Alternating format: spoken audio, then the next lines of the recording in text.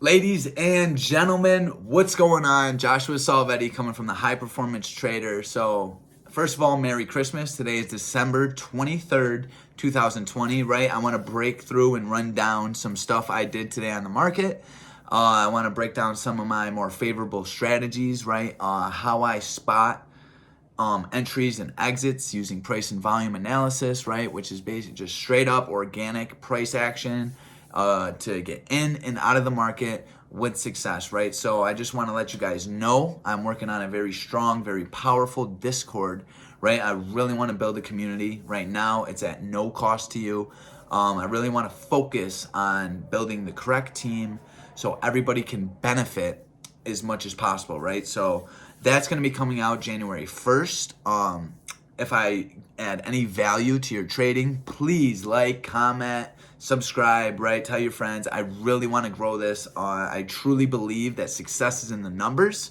And I've been trading for around 4.5 years. I know exactly what I've gone through, right? I'm here to talk about my failing trades. I'm here to talk about my mistakes because my goal is to help teach you guys and guide you guys away from those mistakes so that you can be consistently profitable and move forward as a trader, right? So December 23rd, let's jump right into it. So today what I want to talk about is kind of what was going through my head and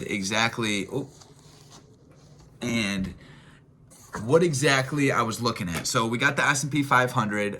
First things first, observe your market context, right? So what does that mean? What is market context? So market context in a nutshell is who is in control of the market. Is it buyers? Is it sellers? Are you in a balanced market? Are you in a downtrend? Are you in an uptrend, right? So who's in control and kind of understanding if you're in an uptrend, go long. If you're in a downtrend, go down, right? So the market context is what I like to call the market temperature. So going into this day, right, we had yesterday this wonderful candle of rejection, right? So, and I run through this in my course, which is basically how to interpret the market language. So what is this candle telling us of yesterday, right? So this is a candle that opened here at 382, dropped down all the way to 372, almost $8, retraced and ended the day at 380. So obviously end of day is a very important level that we're going to be looking at going forward. And obviously buyers came in and showed up, right? And not only that, it makes sense to me that buyers showed up because we have this daily demand zone, right? So number one, market context. Number two is identify your areas of value, right? So your areas of value being right here, this daily demand, right? And I call it daily because it's on the daily time frame. I had someone ask me,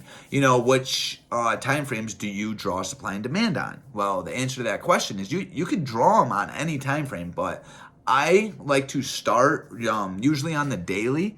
Obviously, it's good to like break out the month, see in the week, because those are very strong, right? Like if you look on the weekly chart here, we have very strong demand here, like at SPY's lows, and on the weekly here, you could see you got this wick coming down to 373, you got this wick coming down to 374, right? So obviously buyers were there. It makes sense for a rejection yesterday, right? So market identify your supply and demand zones. We got demand here and it was rejected. So that kind of tells me that buyers stepped up yesterday for whatever reason.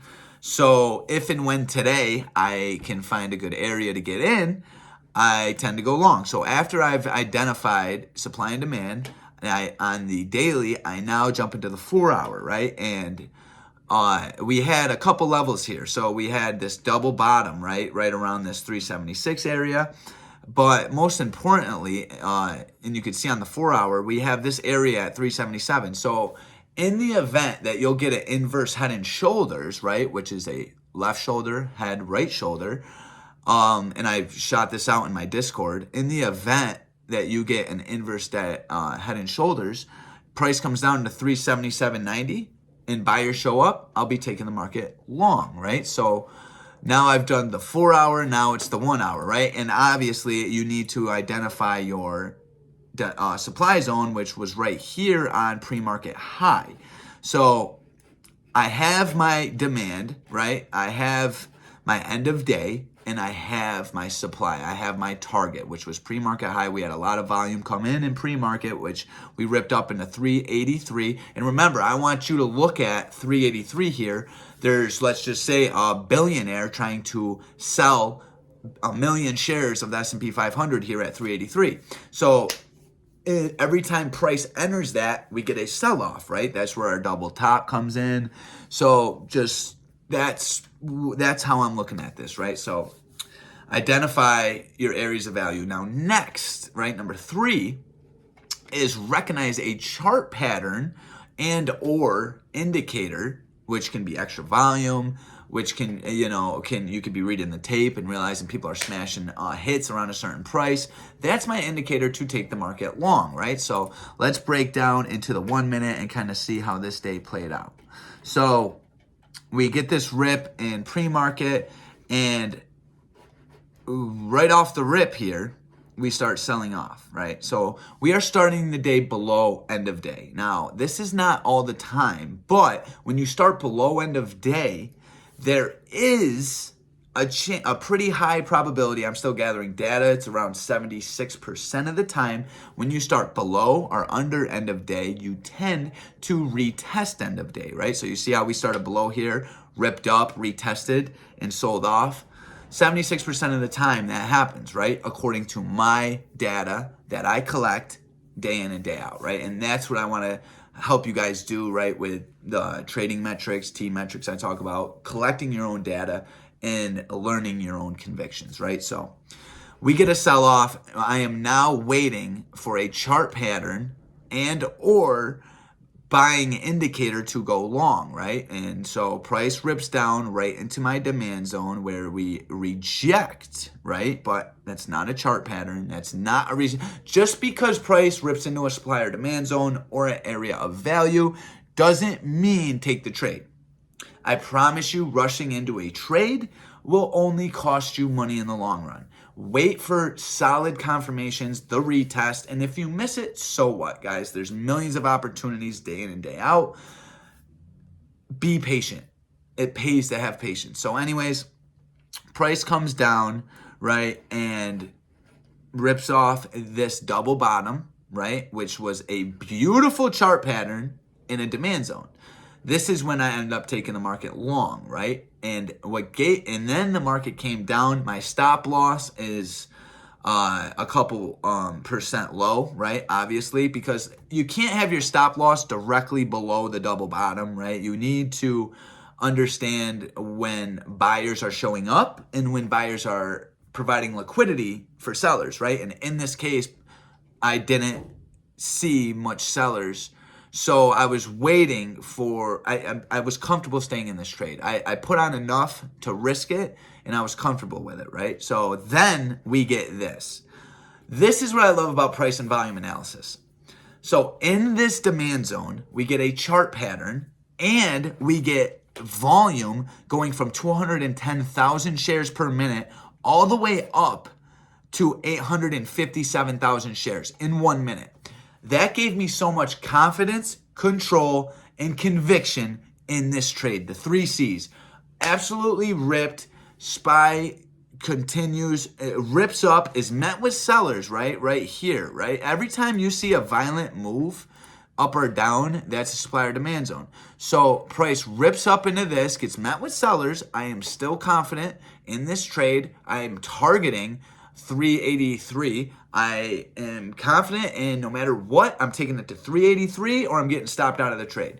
So price then retests this demand, rejects, even more confidence, control, and conviction in the setup, and price continues to rally, right? All the way up into 383, which in this case is a perfect double top, which is my reason to get out of the trade, right? Just like my entry was a chart pattern in a demand zone, my exit is now a chart pattern in a supply zone, right?